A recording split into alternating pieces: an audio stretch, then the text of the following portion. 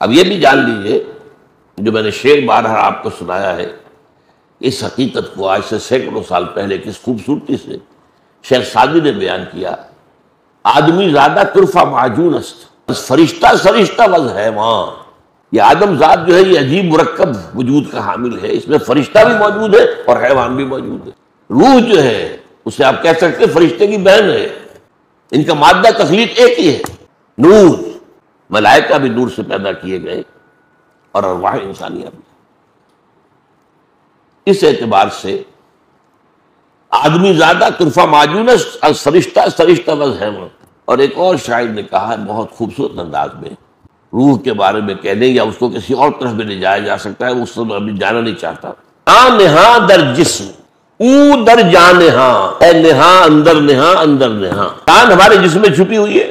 کہاں ہے؟ دیکھی کسی نے؟ بہت کے وقت نکلتے دیکھا اس کو؟ کہاں ہے؟ ہم نے ڈسیکشن کی تھی میڈیکل کالج میں فرسٹ ایئرس میں، تو ہمیں تو کہیں جان جو ہے پتہ نہیں چلا کہاں ہوتی ہے جان. آج بھی آپ اناٹومی کی کتابیں پڑھ جائیے، موٹی موٹی فزیولوجی پڑھ جائیے، جان کا کچھ پتہ نہیں کہاں ہوتی ہے. جان صرف ایک کیفیت کا نام ہے، اور اس کا جسم سے علیحدہ کوئی تصور ہی نہیں، کوئی وجود ہی نہیں. سمجھ رہے میری بات؟ جان جسم کی ایک کیفیت کا نام ہے، اور اس جسم کے علاوہ اس کا کوئی وجود نہیں. روح ایک بالکل انڈیپینڈنٹ شخصیت ہے، اس کا اپنا مستقل وجود ہے، اس کا اپنا تشخص ہے، اس کا مادہ تخلیق اور ہے. یہ جسد مٹی سے آیا ہے، روح آسمان سے آئی، اللہ کے پاس سے آئی ہے. زمین و آسمان کا فرق ہے. تو شاعر کہہ رہا ہے کہ جان نہاں در جسم، جان جو ہے ہماری جسم میں پنہاں ہے، چھپی ہوئی ہے. او در جان نہاں، اس جان کے اندر ایک اور جان ہے، وہ روح ہے. اے نہاں اندر نہاں اندر نہاں، اے وہ شے کہ جو چھپی شے کے اندر چھپی ہوئی. اچھا اب دیکھیے، ہمیں اس حیوانی وجود کو اللہ نے علم کے حصول کے کیا ذرائع دیے. آنکھ سے دیکھو، کان سے سنو، چکھو، سونگو، ٹچ کرو. ان کو کہتے ہیں 5 حواس خمسہ. ان حواس خمسہ سے جو معلومات فراہم ہوئی، یہ یہاں پر ہمارے اس کھوپڑی کے اندر ایک کمپیوٹر رکھا ہوا، اور بہت بڑا کمپیوٹر ہے. تو اتنا سا آج کل تو آپ کو معلوم ہے کتنے چھوٹے چھوٹے کمپیوٹر آ رہے ہیں. یہ کمپیوٹر پروسیس کرتا ہے اس ڈیٹا کو. یہ دیکھا تھا، اس وقت یہ دیکھا تھا، پھر میموری میں ڈال دیتے ہیں. کمپیوٹر میں میموری ہوتی ہے، پھر وقت آئے گا تو دوبارہ ریفر کریں گے، اس میموری کو نکالیں گے. کوئی نئی بات دیکھی ہے پھر اسے ہم ٹیلی کریں گے، کیا فرق نظر آیا، کوئی نتیجہ نیا نکالیں گے. یہ ہے جو انسانی علم، حیوانی علم ہے. یہ سارے فنکشن چھوٹے سے چھوٹے حیوان کے اندر موجود ہیں. ہاں کمیت کا فرق ہے، انسان کے ہاں یہ فنکشن بہت بلند گئے. ایوولوشن ٹری کے ٹاپ پر کھڑا ہے ہومو سیپینس. حیوانات کے اندر ہیں، لیکن اب درجہ بدرجہ ہی ہوں گے نا. میں نے تو خود چکے یہ کیا تھا ایک تجربہ. ایک روز میں نے دیکھا کہ ایک کیڑا چل رہا ہے، وہ کیڑا جس کے اوپر بہت بال سے ہوتے ہیں، اور وہ یہ ہے کہ اندیشہ ہوتا ہے کہ آپ سے کہیں کھال سے مس کرے گا تو وہ خارش ہو جائے گی، شدید الرجی ہوگی. وہ جا رہا تھا، میں نے اس کے آگے ایک تنکا رکھ دیا. وہ رکا، پھر اس نے اپنی ڈائریکشن موڑ لی. کیا مطلب؟ احساس بھی ہوا اور ایک فیصلہ بھی کیا کہ آگے جو ہے رکاوٹ ہے، I have to turn my direction. میں نے پھر رکھ دی، پھر مڑا، پھر رکھا، پھر مڑ گیا. چوتھی مرتبہ رکھا کہ اس کے اوپر سے گزرا. اس نتیجے پر پہنچ گیا کہ یہ رکاوٹ میرا پیچھا نہیں چھوڑ رہی. Now I have to overcome it. وہ چھوٹا سا کیڑا یہی تو ہے نا ہمارا سارا علم جو ہے، اسی کو آپ 1,00,000 سے ضرب دے دیجیے بس، اللہ خیر سب.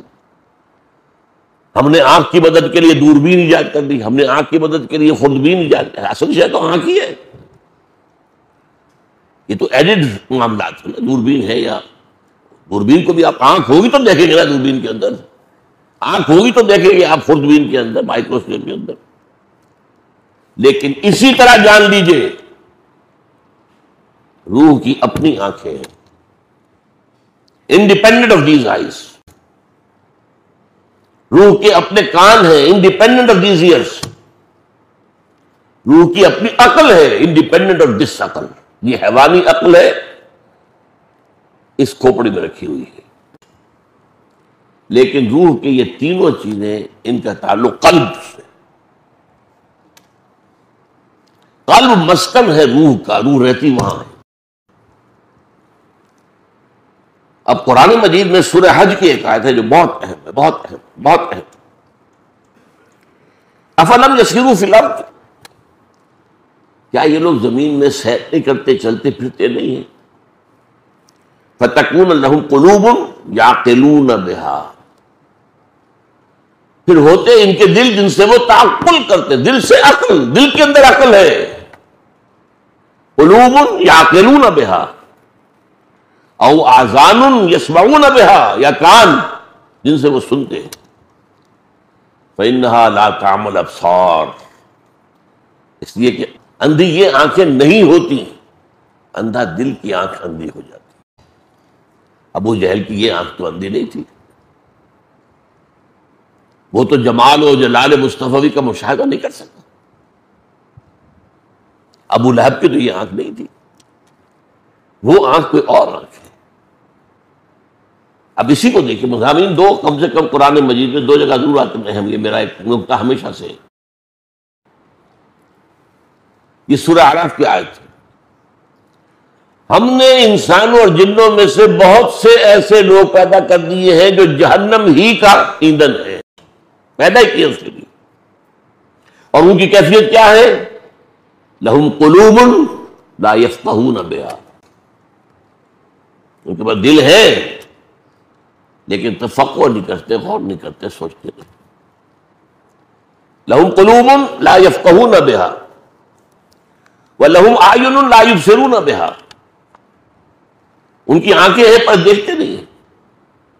وَلَهُمْ آذَانٌ لَا يَسْمَعُونَ بِهَا، ان کے کان ہیں لیکن سنتے نہیں. أُولَٰئِكَ كَالْأَنْعَامِ بَلْ هُمْ أَضَلُّ، وہ تو چوپایوں کے مانند ہیں بلکہ ان سے بھی گئے ہوئے. دیکھیے یہ آنکھیں میری بھی ہیں تو گدھے کی بھی ہیں، کتے کی بھی ہیں، گھوڑے کی بھی ہیں، بلی کی بھی ہیں. بعض سے حیوانوں کی آنکھیں ہم سے بہت تیز ہیں، بہت سے حیوان اندھیرے میں بھی دیکھتے ہیں، ہم نہیں دیکھ سکتے. یہ جو عقاب قسم کے جو ہے پرندوں کے اندر شکاری، ان کی اتنی نگاہ تیز ہے، بہت بلندی سے زمین پر پڑی ہوئی سوئی کو بھی دیکھتے ہیں.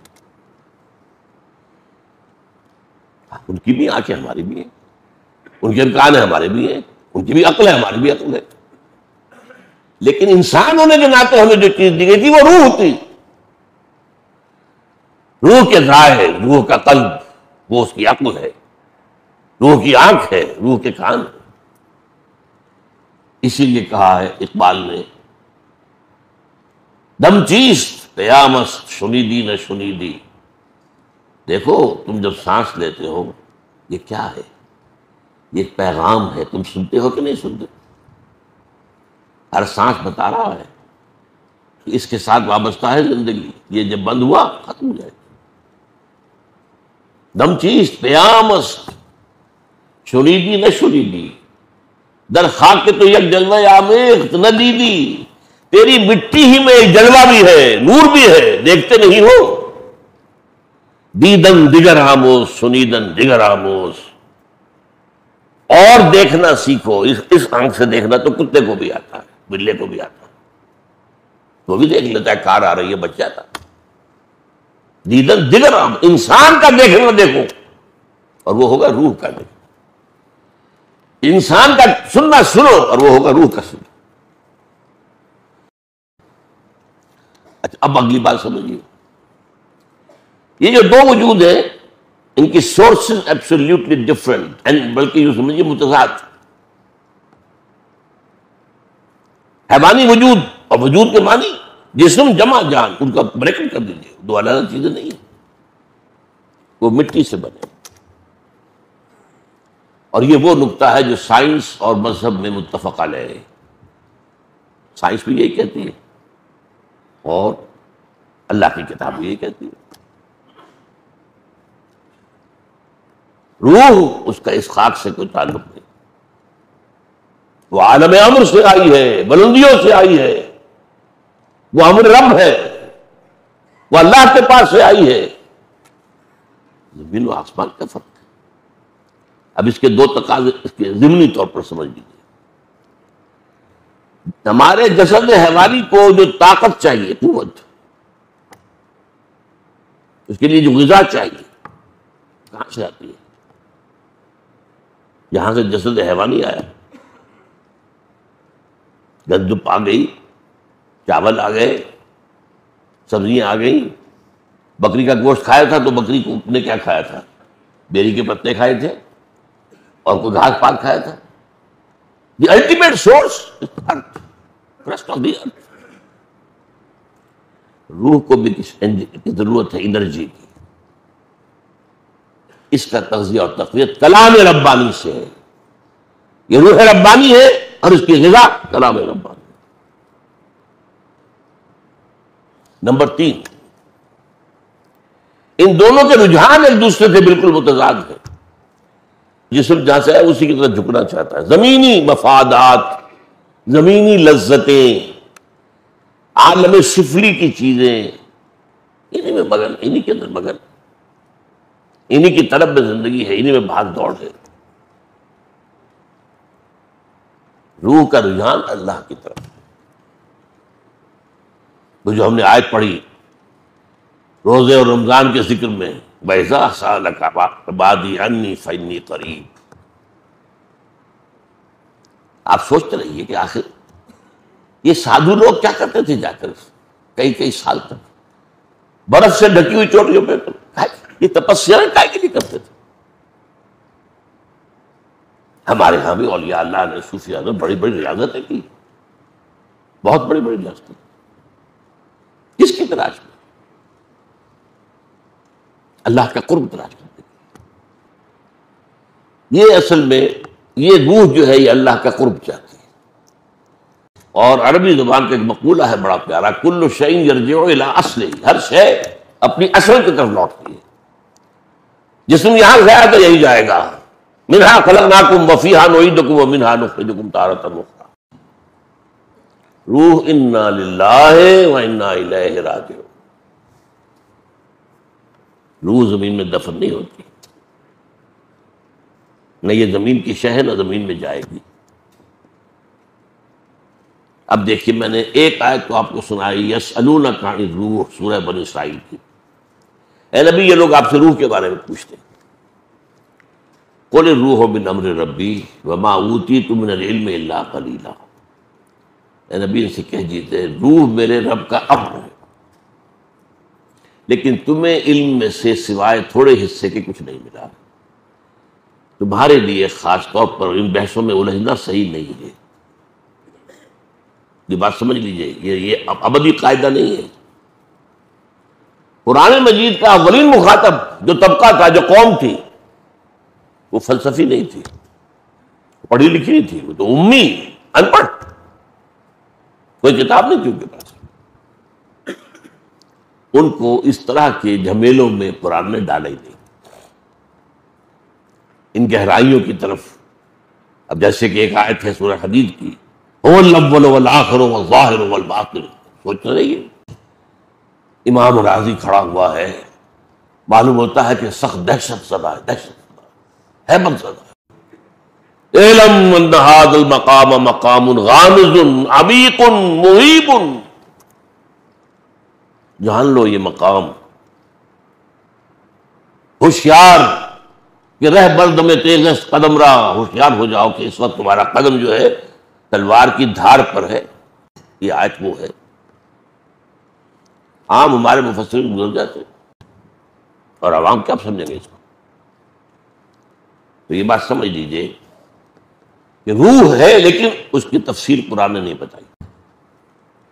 البتہ وہ اشارات ہیں سوچنے والوں کے لیے ہے. سب سے پہلا اشارہ کیا ہے؟ اس روح انسانی کو اللہ نے اپنی ذات سے منسوب کیا. اس سے بڑی بات کیا ہوگی؟ 2 آیتیں میں نے آپ کو سنائی ہیں، سورہ حجر 14ویں پارے میں، اور سورہ صاد 23ویں پارے. وَإِذْ قَالَ رَبُّكَ لِلْمَلَائِكَةِ إِنِّي خَالِقٌ بَشَرًا مِنْ صَلْصَالٍ مِنْ حَمَإٍ مَسْنُونٍ. اور یاد رکھو جب کہ کہا تھا تیرے رب نے صلی اللہ علیہ وسلم فرشتوں سے، میں سنے ہوئے گارے سے جو خشک ہو کر کھنکھنا رہا ہے ایک بشر بنانے والا ہوں. اب عجیب نوٹ کیجئے، قرآن نے 6-7 الفاظ استعمال کیے. تراب مٹی، تین مٹی اور پانی کو ملا دیں گارا بنا، وہ تین ہے. تین لازم، وہ تغاری جو آپ نے گارے کی بنائی تھی، تھوڑی سی توڑی ڈال دیجئے، اس میں ڈھیس اٹھے گا. کچے گھر جو ہے لیپے جاتے ہیں، پوتے جاتے ہیں اس گارے سے. اس میں جب لیس اٹھتا ہے تبھی تو پلسٹر کھائی رہتا ہے، ورنہ وہ پلسٹر پھٹ جائے گا. عام گارا تو نہیں کر سکتا ہوں. پھر وہ پڑا رہے تو اس میں سڑانگ پیدا ہو جائے گی، بدبو آئے گی. پھر اگر سوکھ گیا کھنکھنانے لگے گا. یہ 6 الفاظ آئے. من تراب من طین من تین لازب من حمأ مسنون من صلصال کالفخار من صلصال من حمأ مسنون. اب یہاں دیکھیں، یہاں بھی 2 الفاظ آئے ہیں. سورہ ہجر میں نے بتا دیا خالق بشرا من صلصال من حمأ مسنون. سورہ صاد میں فرمایا وَإِذْ قَالَ رَبُّكَ لِلْمَلَائِكَةِ إِنِّي خَالِقٌ بَشَرًا مِنْ طِينٍ. دارا. پھر دونوں جگہ کیا الفاظ ہیں؟ یہ ہے اصل شے. فَإِذَا سَوَّيْتُهُ وَنَفَخْتُ فِيهِ مِنْ رُوحِي فَقَعُوا لَهُ سَاجِدِينَ. تو جب میں اسے تیار کر دوں اور پھر اپنی روح میں سے اس میں پھونک دوں تو گر پڑنا اس کے سامنے سجدے. یہ ہے اس روح انسانی کی نسبت. اب یہاں علماء احتیاط کرتے ہیں کہ آپ یہ نہ کہ یہ اللہ کی روح ہے، اللہ کی روح میں سے، اللہ کی شان کے یہ شایان شان نہیں ہے کہ اس میں سے کوئی چیز نکلے. حالانکہ یہ بات صحیح نہیں ہے. کلام بھی تو اللہ کے ذات میں سے نکلتا ہے. کہاں سے نکلتا ہے؟ قرآن اللہ کا کلام کہاں سے نکلا؟ خرج من ایل، ایک حدیث میں الفاظ آئے خرج من ایل. اللہ تعالیٰ کی خدمت میں تحفہ اس سے بہتر کوئی پیش نہیں کیا جا سکتا جو خود اس کے اندر سے برآمد ہوا ہے. قرآن پڑھو کھڑے ہو کر خوشرانی کے ساتھ، سناؤ اللہ کو، جیسے اللہ کے رسول کہتے تھے فرمائش کر کے مجھے سناؤ قرآن. اور عبداللہ ابن مسعود کہتے ہیں میں نے کہا حضور میں آپ کو سناؤں، آپ پر تو قرآن نازل ہوا ہے. فرمایا ہاں لیکن مجھے تم دوسروں سے سن کر کچھ اور نظر میں سن. اللہ بھی سنے گا.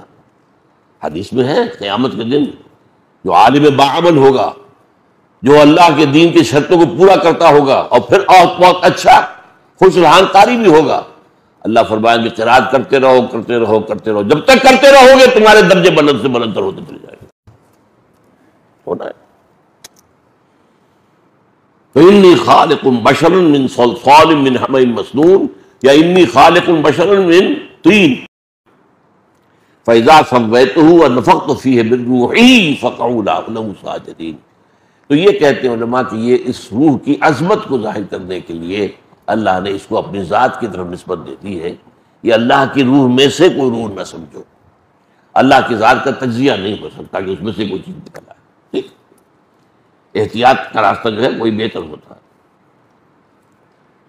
اب دیکھیے کہ یہ جو بدقسمتی سے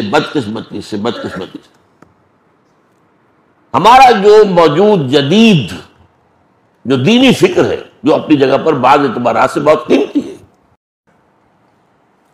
مثلا یہ کہ جدید دینی فکر نے یہ واضح کیا کہ اسلام صرف مذہب نہیں ہے، دین ہے. ٹھیک ہے، بہت بڑی بات، بہت اچھی بات. اسلام دین اس وقت ہوتا ہے جبکہ وہ غالب ہو، مغلوب ہو جائے تو مذہب رہ جاتا ہے. یہ بھی ٹھیک ہے، سب صحیح. اور بندہ مومن کا فرض ہے کہ باطل کے نظام کو توڑ پھوڑ کر اللہ کا نظام قائم کرے، جد و جہد کرے. جد و جہد کرنا فرض ہے، وہ کر دینا یہ آپ کے اختیار میں نہیں، اللہ چاہے گا تو ہوگا. لیکن جد و جہد نہیں کرتے تو آپ مجھے اس جد و جہد کے لیے التزام جماعت لازم ہے، جماعت کے بغیر تو کام ہو ہی نہیں سکتا. اب یہ دینی فکر ہے، اور موجودہ دور میں کچھ لوگوں نے اس کو اجاگر کیا ہے، واضح کیا ہے، اور وہ ایک بڑا احسان ہے اس امت کے اوپر. ان میں سے بعض شخصیات کا میں خود مرہون منت ہوں، میں نے بہت استفادہ کیا. لیکن ایک بات بھی آج کہنی ہے آپ سے کہ سید ہوں، شبلی نعمانی ہوں، مولانا فراہی ہوں، مولانا فراہی کے شاگرد مولانا اصلاحی ہوں، ابو الکلام ہوں، ابو الکلام کے راستے پر چلنے والے مولانا مودودی ہوں، بڑے محسن ہیں قوم کے. ذرا سر سید کو اس فہرست سے نکال دیجئے. ویسے قومی تو میں آپ کو بتا چکا وہ بھی محسن ہے قومی سطح پر، یہ لوگ دینی سطح پر بھی محسن ہیں. لیکن دینی فکر جو ہے اگر کامل ہے تو وہ صرف ایک شخص کا ہے، اور وہ علامہ اقبال. باقی جو گنوائے آپ کو یہ مانتے ہی نہیں کہ روح بھی کوئی الگ شے ہے. وہ سمجھتا بس جان اور روح ایک ہی شے ہے. اتنی بڑی حقیقت میں کہاں سے ہو جب، اس لیے کہ ذہنوں کے اوپر سائنٹزم کا تسلط ہے جو ہمارے حواس خمسہ کے سے دیکھی نہ جا سکے، ویریفائی نہ کی جا سکے. اس کو کیسے مان لیں؟ چلو اللہ کو تو مان لیا، ایک کو تو ماننے پڑے گا، کوئی تو تھا آخر جس نے کائنات بنائی ہے. لیکن اس سے آگے فرشتے کو کیوں مانے؟ جنات کو علیحدہ وجود کیوں مانے؟ یہ سائنٹزم، یہ مذہب بن چکا. It's a religion in itself. اور وہ اس کا غلبہ اتنا ہے کہ اچھے اچھے مفکرین جو ہے اس مغرب کے مادہ پرستانہ فکر کے تسلط سے، شکنجے سے پورے طور پر آزاد نہیں ہو پائے. اب میں آپ کو وہ چیزیں بتا رہا ہوں جو میں نے کہا ہے. اگر نہ مانا جائے کہ روح جو ہے ایک علیحدہ جداگانہ تشخص کی حامل شے ہے تو بہت سی باتیں سمجھ میں نہیں آتی قرآن کی. ایک جس کا ذکر میں پہلے بھی کر چکا ہوں، یہ عہد الست کب ہوا تھا، کس نے کیا؟ الست بربکم قالوا بلی. ظاہر بات ہے ارواح نے کیا تھا، جسد تو صحیح نہیں. اور تمام انسان ایک جگہ تو جمع ہو ہی نہیں سکتے تھے. وہ تو نسل بعد نسل انسان دنیا میں آئیں گے نا. آدم کے پھر 3 بیٹے یا کتنے بیٹے ہوں گے، پھر ان کے بیٹے ہوں گے، پھر ان کے بیٹے ہوں گے، پھر ان کے بیٹے ہوں گے. قیامت تک جو ہے وارم بھرم انسان آ جائیں گے، لیکن وہ ایک وقت میں تو جمع نہیں ہو سکتے. ہاں ہوں گے ایک دن، اور وہ قیامت کا دن ہے. وہاں پھر جمع ہو جانا سب نے، یا پھر وہ اس الست میں، عہد الست کے اور جمع تھے. اب یہی وہ چیز ہے جو میں نے ابھی آیت آپ کو سنائی، اس سے سورہ اعراف کے اندر ہے. ہم نے جہنم کے لیے بہت سے لوگوں کو پیدا کر دیا، جہنم کے لیے. آخر ہمیں چاہیے نا کچھ ایندھن، جہنم کے لیے بھی درکار ہے. بہت سے انسان ہمیں پیدا اس لیے کیے. ان کا حال کیا ہے؟ لہم قلوب لا یفقہون بہا ولہم اعین لا یبصرون بہا ولہم آذان لا یسمعون بہا اولئک کالانعام بل ھم اضل. وہ تو چوپایوں کے مانند ڈبل کے ان سے بھی گئے گزرے کیوں ہیں؟ اضل کیوں ہیں؟ پیدا تو ہم نے اس جگہ پر کیا تھا نا ان کو. یہ گر گئے، نیچے آ گئے، پڑے رہے قعر مذلت کے اندر، اٹھے نہیں. لہٰذا یہ حیوان ہے، انہیں انسان نہ سمجھو، یہ انسان نما حیوان ہے. اچھا، نمبر 2 چیزیں.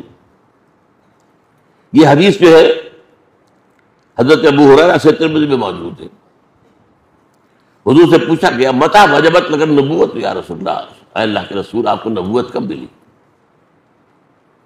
فرمایا والآدم بین الجسد والروح. ابھی آدم کی روح علیحدہ تھی، جس طرح نہ تھا، ابھی روح میں پھونکی نہیں گئی تھی، تب بھی نبی تھا. کون تھا نبی؟ محمد ابن عبداللہ ابن عبد المطلب. یہ تو بہت عرصے بعد، 10-12 ہزار سال بعد آئیں گے دنیا میں.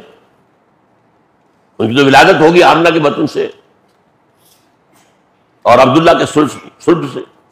یہ کون ہے؟ وہ روح ہے، روح محمدی. اور اسی کو ایک اور حدیث میں نور محمدی کہا گیا. بدقسمتی سے ہمارے ہاں ایک طرف جو بریلوی مکتب فکر کے لوگ ہیں انہوں نے سارا جو ہے ڈیرا ہی لگا رکھا اس پر، اور ایک طرف دوسرے لوگ ہیں وہ اس کا انکار مطلق کرتے ہیں. لیکن نفس آیا ہے نور. قرآن کو بھی نور کہا گیا، اور جو ہے روح کو بھی نور کہا گیا.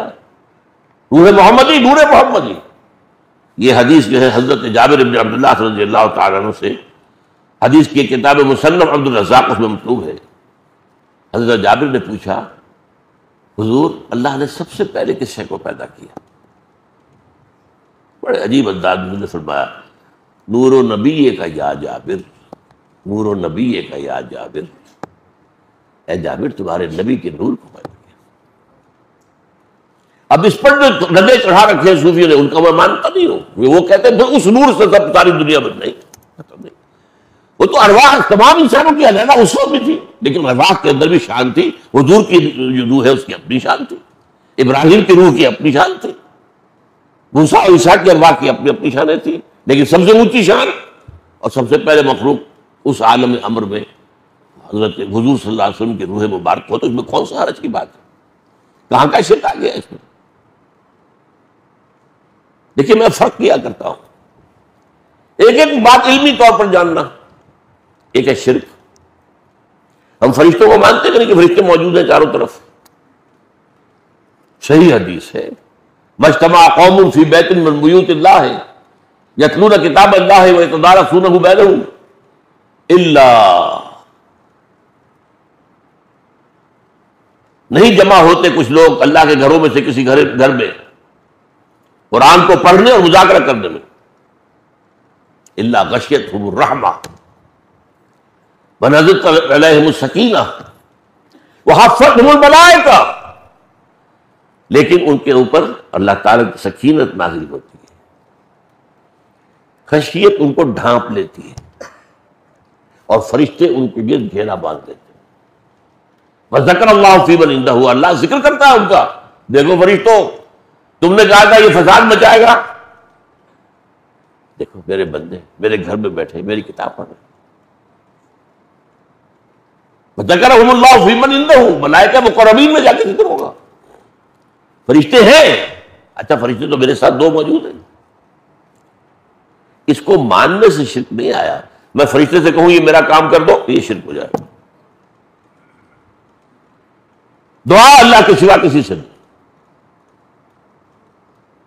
اسی طرح شاہ ولی اللہ دہلوی کا کہنا یہ ہے کہ اولیاء اللہ، اللہ کے بہت نیک بندے جو ہیں، ان کی ارواح کو اللہ تعالیٰ ان کے انتقال کے بعد ملائکہ اسفل کے طبقے میں شامل کر دیتے ہیں. میں بتایا تو بہن بھائی ہیں یہ فرشتے اور روحیں جو ہیں بہن بھائی ہیں. ایک ہی بات ہے تخلیق ہے دونوں کا، نور. اولیاء اللہ کا انتقال جب ہو جاتا ہے تو اللہ ان کی ارواح کو ملائکہ اسفل، سب سے نچلے درجے کے ملائکہ، اونچے نہیں ہیں، یہ ان کے طبقات ہیں. سب سے نیچے والے ملائکہ وہ جو زمین کا کاروبار کنٹرول کر رہے ہیں، ملائکہ اسفل، ان میں شامل ہو جاتے ہیں. گویا کہ اللہ تعالیٰ کے سول سروس میں ریکروٹ ہو گئے.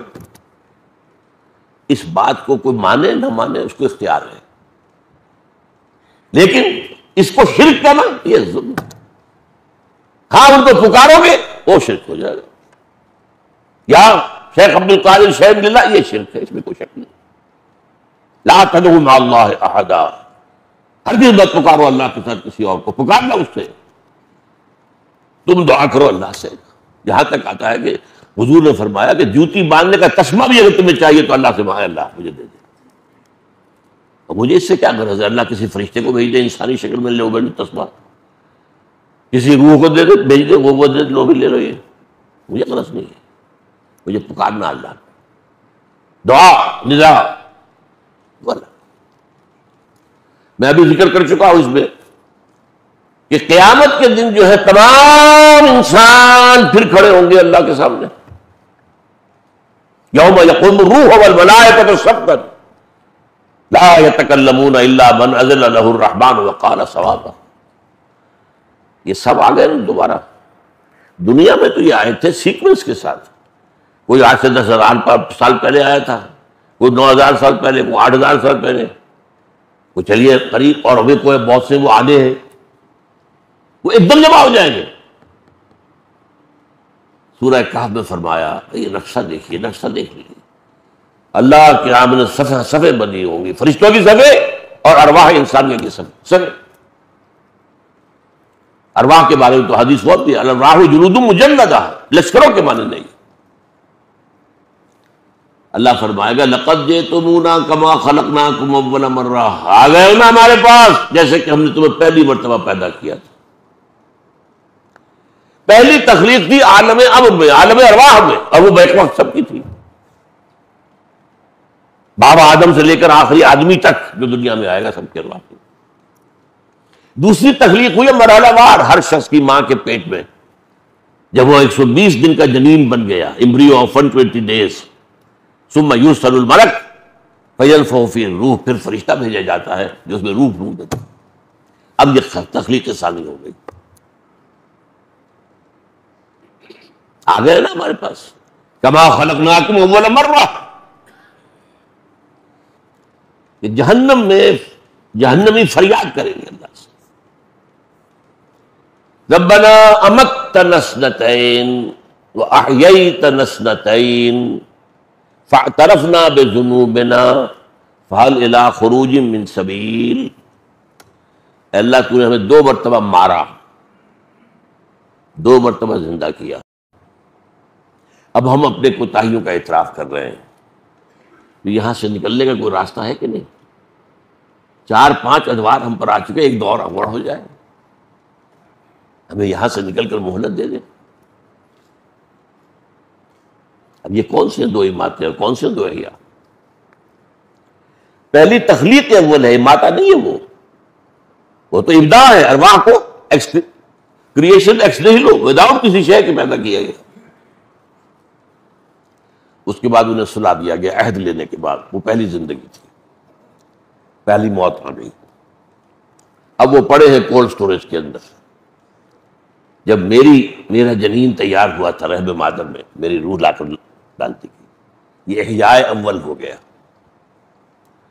اب میں مروں گا، وہ اماتہ ثانی ہو جائے گا، پھر اٹھایا جائے گا، وہ احیاء ثانی ہو جائے گا۔ اس کے بعد کیا ہوگا؟ شروع میں کیا تھا؟ انا للہ، پھر کیا ہوگا؟ انا الیہ راجعون۔ اب یہ آیت کیسے سمجھ میں آئے گی اگر یہ معلوم نہ ہو کہ روح اور شے ہے، جان ہے، اور یہ جسم جان ہے، اس کا مرکب بالکل مختلف ہے۔ اچھا، قرآن میں پھر وہی بات، یہ اہم بات کم سے کم 2 دفعہ ضرور آئے گی۔ سورہ بقرہ کے 30 رکوع میں بھی یہ بات موجود ہے، کیف تکفرون باللہ وکنتم امواتا فاحیاکم ثم یمیتکم ثم یحییکم ثم الیہ ترجعون۔ یہاں صرف تخلیق کا ذکر نہیں ہے اور پہلی زندگی کا ذکر نہیں ہے، اس کے بعد موت کی شکل میں تھے نا، اس دنیا میں آنے سے پہلے آپ مردہ تھے، معدوم نہیں تھے، ہماری ارواح تھی، سوئی ہوئی تھی۔ کیف تکفرون باللہ، اللہ کا انکار کیسے کرتے ہو جبکہ تم مردہ تھے؟ فاحیاکم، یہ احیاء جو ہوا ہے پہلا، یہ ماں کے بطن میں ہوا، ثم یمیتکم، پھر وہ تمہیں مارے گا، یہ اماتہ ثانی ہو جائے گا، ثم یحییکم، پھر تمہیں زندہ کرے گا، ثم الیہ ترجعون، پھر تم اس کی طرف لوٹ جاؤ گے۔ یہ ہے جو میں کہہ رہا ہوں کہ دین کی تعلیمات کا یہ خفی پہلو ہے، یہ فلسفیانہ پہلو ہے۔ ان چیزوں کو آج سمجھنا اس لیے ضروری ہو گیا ہے کہ بہت سے معاملات میں سائنس بہت آگے نکل گئی۔ اب آپ کو سائنس اور دین کے درمیان، تعلیمات کے درمیان بڑے کلوز ریلیشن شپ کی ضرورت ہے۔ اب اس کے علاوہ اہم بات، قرآن یہ بھی کہتا ہے لقد خلقنا الانسان فی احسن تقویم، اور پھر کہتا ہے ثم رددناہ اسفل سافلین۔ کیا مطلب ہے؟ احسن تقویم پر ارواح پیدا کی گئی تھی، تم ملائکہ کی ہم پلہ ہیں، احسن تقویم۔ پھر اس بیچاری روح کو جو اس عالم بالا کے ناز و نام کی پلی ہوئی بڑی، اس کو لا کر ایک انسان کے بچے کے اس کے جسم